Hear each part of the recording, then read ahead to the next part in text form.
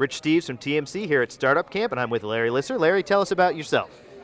Rich, thank you. I am the founder of StartupCamp. I'm also the managing partner of a business consulting firm named Embrace.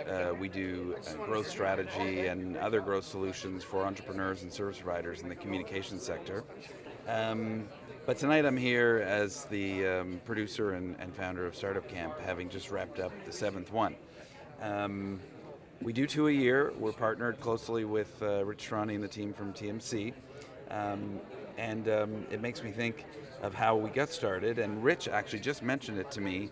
I don't know if we were in this room or somewhere else, but we were at the second incarnation of Vaughn before it died off in 2000 and I want to say sometime in 2009, and we sat and we hadn't seen each other in a while. We started to talk, and I said, we're doing this startup camp thing in a city up in Canada, in Montreal, and it'd be cool to do one in here to really kind of, shine the light that there's stuff going on.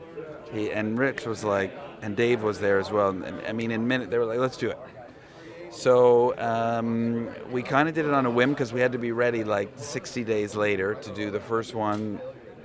Not in this room, down the hall here, because they didn't know how many people we needed, and we found a keynote and what have you, and we packed the room, and people loved the energy and just the change of gears after 3 days of churning telecom information and fresh energy from 4 young entrepreneurs, a great keynote, and I mean, as we saw tonight, we were maybe 600 people in here, and not a lot left until we turn the lights on, so we're very pleased. Absolutely. I want to talk about tonight's keynote in just a minute, but let's talk about the companies that presented today. What was your overall impression of those 4 companies? Well, I have a little bit of an unfair perspective in that we do quite a bit of coaching with the companies before they pitch, so I get to know them quite a bit before tonight. But I select them, or we select them among, on average, 20 applications we take in. I mean, we're quite narrow. You need to be doing something with a communication technology. You don't have to be building a communication service, but you need to be leveraging a technology in communications. And tonight, I thought that they all did very well. I thought a couple of them were a little bit nervous, which is normal. Others, you could tell, had done this a few times before. But like every year, one guy is changing the way we do translation around the world. The other one is bringing, video chat into the living room so that your Comcast truck, so that you never have to hear those dirty words. I think I'll send a truck over in like 4 days. And so they're very diverse. They're all under maybe a year, 14 months old at most. And they're giving it a shot, and like we've seen more and more these days, none of them has raised $1 million, which means they've all gotten this far on under $1 million. You couldn't do that 5 years ago. You just absolutely couldn't do that, and it's only going to get cheaper. Somebody could start a company tonight in a dorm room and be live tomorrow. So you mentioned the 2 companies. There were 2 winners this year. There was an audience winner and a judges winner. Yes. And what were your impressions of the 2 winning companies? Well, first let me tell you that we've always typically just done an audience winner. And I really liked the judges this year, and I thought they were a diverse group, and I wanted to hear their impression. I didn't tell the startups that the judges would be making that decision because I didn't want to shift their attention at all. And I thought it was very interesting that the audience voted quite overwhelmingly for Verbalize It. And the judges voted unanimously for ThroughView. So I haven't decided what to read into that because I haven't really talked to the judges. They just told me in the hallway. But it just tells you that, everyone's got a different opinion. It depends the perspective you're coming from.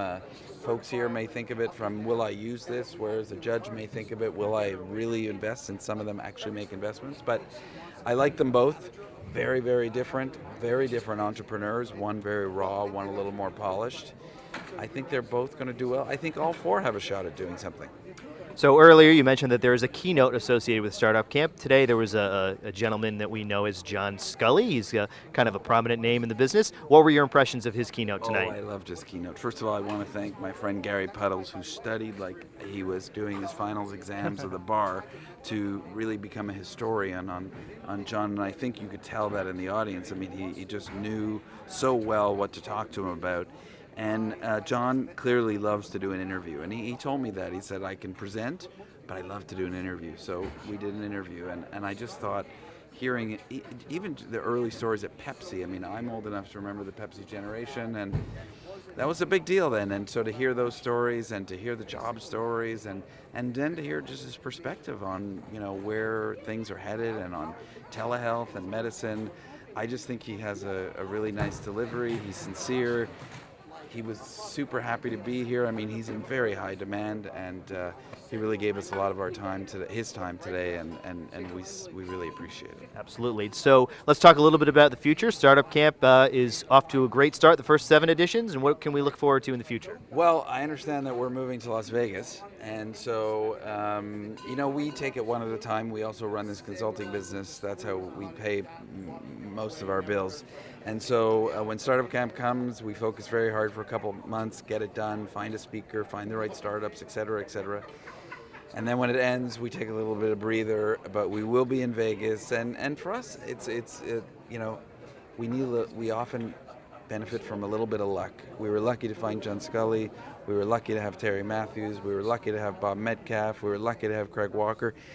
That's a big part of making the evening, and then we have to find 4 great startups. And if we can continue to do that, I think we'll continue to fill the room and give people entertainment that they'll talk about until the next one. Right. Larry, thank you very much for your time. Thank you very much.